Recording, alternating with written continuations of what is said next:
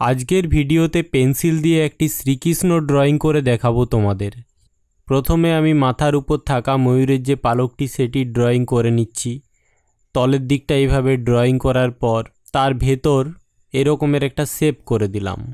তার ভেতরে আরেকটা ছোট্ট এরকমের শেপ, তারও ভেতরে এই রকমের একটা ছোট্ট শেপ করে দিলাম। এরপরে এই জায়গা থেকে পালকের যে একটা অংশ সেগুলো এইভাবে লাইন দিয়ে দিয়ে ড্রয়িং করে দিচ্ছি। এই পাশে ওই পাশে দুই পাশেই করে দিলাম। শেষটাতে এরকমের একটা লাইন করে দিলাম, তাহলে ময়ূর পালক হয়ে গেল। এরপর এখান থেকে একটা মাথার চুলের লাইন দেখিয়ে দিলাম। আরেকটা এরকমের চুলের লাইন মাথার তল দিক দিয়ে গিয়ে প্রায় কানের কাছ পর্যন্ত গিয়ে ছেড়ে দিলাম। সামনের দিকে একটা লাইন কিছুটা করে দিলাম এরকম। তারপরে এরকম জায়গা থেকে আমি মুখের শেপটা করে নেব।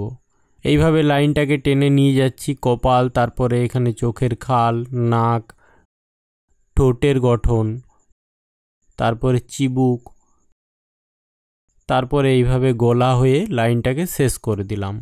এখান থেকে লাইনটাকে নামিয়ে নিয়ে চলে আসছি তল দিকে ঘাড় পর্যন্ত। এই লাইনগুলোই কিন্তু খুব ইম্পর্ট্যান্ট, এগুলোই মুখের শেপটাকে তৈরি করে দিচ্ছে। সুতরাং এই লাইনটা একটু দেখে শুনে ড্রয়িং করতে হবে।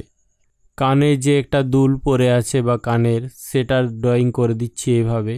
দুটো জাস্ট লাইন দিয়ে করে দিলাম, কিছুই নেই। এখান থেকে এই লাইনটাকে টেনে আরও কিছুটা বাড়িয়ে দিলাম। উপর দিকে একটা লাইন দিয়ে দিলাম চুলের লাইন। মাথার সামনের দিকে আরেকটা চুলের লাইন করে দিলাম। তাহলে এখন আমার কৃষ্ণের ড্রয়িং হয়ে গেল। তোমরাও এবার দেখে দেখে এরকমের একটা কৃষ্ণ এঁকে ফেলো তাহলে।